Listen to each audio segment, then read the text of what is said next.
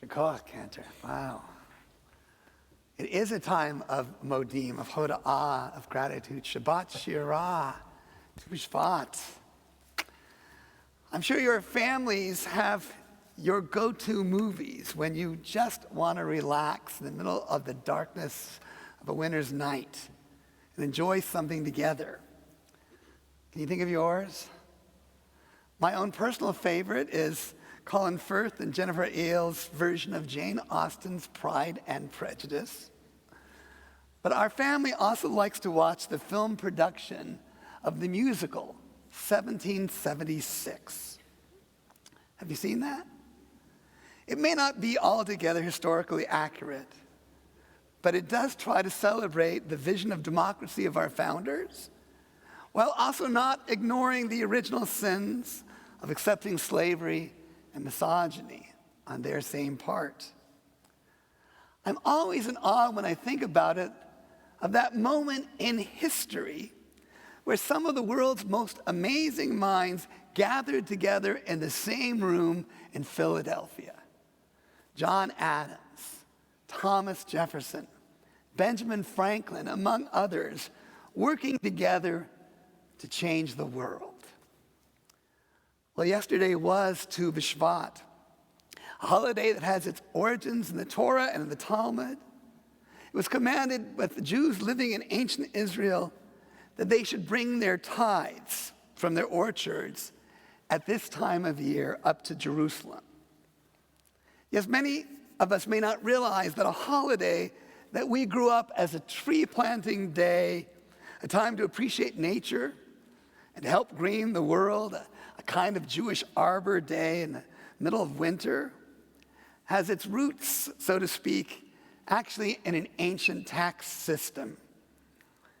It's at this time in Israel, then and now, that the sap of renewal starts to run in the trees. It's a harbinger of the not too distant springtime. And I don't know about you, are you getting ready to pay your taxes? There's a lot of commonality here. But we were taught that, interestingly enough, in the Talmud, that it became a custom that if you had a child born at that time of year, that you would plant a sapling, a cypress for girls, a cedar for boys, that the branches then would be used to make their chuppah, their wedding canopy, when and if they chose to get married. It's a really beautiful custom. I have many memories of planting trees on Tu B'Shvat in the back lot of the synagogue where I grew up, Temple Beth Israel of Pomona. And it was miraculous because every year we would plant a tree in the very same place where we'd planted it last year. Now, the holiday did seem to be child-focused, a celebration with teachers bringing out plates of fruit and seeds representing the 7 species that grow in Israel. But it was in the late 80s that I became aware, as did many, that the mystics of Shabbat revalued this holiday and made it not a kid's holiday and not just a Jewish Arbor Day, but they connected it to their own vision of the mystical tree of life they believed tied all existence together. And they commemorated it by celebrating a mystical Seder. Isaac Luria and his followers, the creator of Lurianic Kabbalah, focused on the creation of the universe as being that reflection and that it all flowed forth, kind of like a Big Bang, actually, from this tree of life.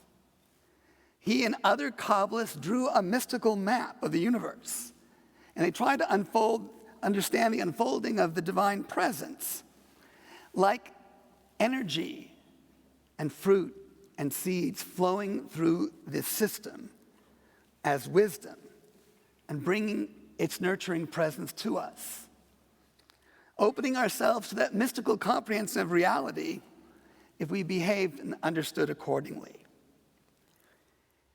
Luria taught that God needed us to help complete the work of creation through acts of tikkun, through acts of repair, because they understood that the creation is not God and therefore is not perfect, and parts of it broke. And some of the light of goodness held inside the vessels of this mystical tree of life went missing when the vessels shattered. We repair God's creation, he said, by performing mitzvot, by helping others, and by fully experiencing the joys and beauties of the divine gift of existence. He called it tikkun olam. So it's not just doing the mitzvot. But Luria said, when you eat a fruit, or any food for that matter, and truly bless it and taste it, you release some of the missing sparks embedded in it. When you fully experience your life, you release some of the joy and bring about a repair, a return to its source. For Luria, God needs who? Point at yourself. God needs you to live fully. So they created this Seder to remind you. And they gave a mystical meaning to each of the activities. And of course, they drank how many cups of wine? 4 cups. Because they riffed off of the Passover Seder. And they'd start out with white, and then pour a little red in, and get a little pink to start helping the world come back to life. Pour a little more red, and finally how they'd finish? All Cabernet from Napa, everybody.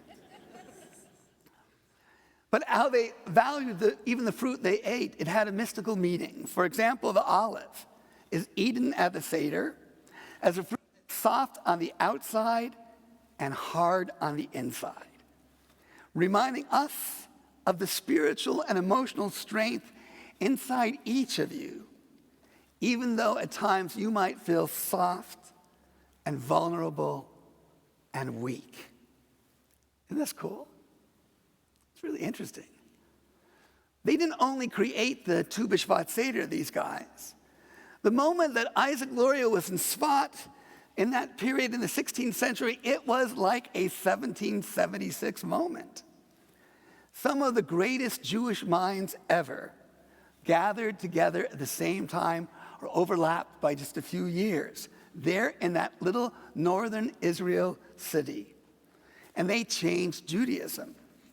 At the same time that Luria was there, Moses Cordovero, another mystic, was teaching and laying some of the foundations of the Zohar and of mysticism. Shlomo Alkabetz, who I mentioned earlier in the service, who wrote Lachadodi, is there with Luria and teaching that we have to go out and greet Kibel Shabbat.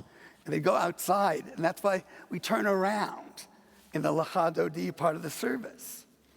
Joseph Caro, he was there too. He wrote the Shulchan Aruch, the basic code of Jewish law, but he was a mystic as well.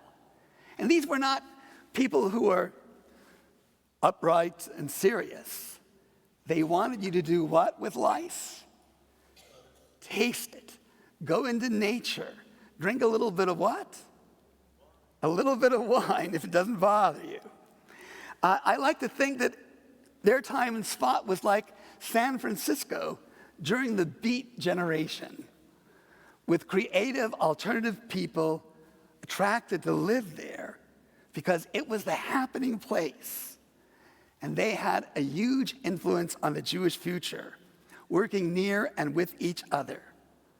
As I said, they focused on God's presence in beauty, in nature, in sensuality, and in learning. It's a double mitzvah to what? On Shabbat. To make love on Shabbat. People know that idea? Well, that comes from these guys, these hippies of their time. So this month of Tu B'Shvat, this month of Shvat, and with Tu B'Shvat, I want you to think about the legacy of these forebears. In Israel, even as the war continues, the trees are changing. Let them remind us that our roots there go deep in that land. our connection to that place, it's part of our ongoing renewal. Despite the war and the pain and suffering in Israel and Gaza, and the attempts to delegitimize Israel, like the ad from JVP that was in today's paper, we were there, and we were planted there. Part of the problem with the debate about Israel and Zionism today stems from our own ignorance about our own history. Jews have been in Sfat since late antiquity. We've lived there continuously and returned there and flourished there despite pressures from outside forces. Yes, we are indigenous to that area, and we're not interlopers. And yes, the Arabs, the Palestinians, they are indigenous too, for that matter. And the sooner that we both acknowledge that each group has roots in the region, and the sooner we accept each other, the sooner we will have real peace that we all long for and have to keep working for, and not give up and see the holy in each other. Let this Tu B'Shvat remind us that Judaism has always renewed itself. Creative people in each age have drawn from various traditions, music, thought, philosophy, and they've enhanced Jewish experience. Jewish roots run deep, and there is more to this Jewish practice that can inform your life than planting a tree in the same place everywhere in Pomona, California. So this month of Shabbat, maybe when you go home tonight or out tomorrow, truly taste the food that you're eating.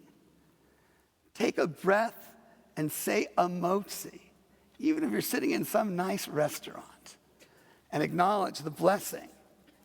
Savor the wine. Tomorrow morning, sniff the aroma of the coffee. See the beauty around you.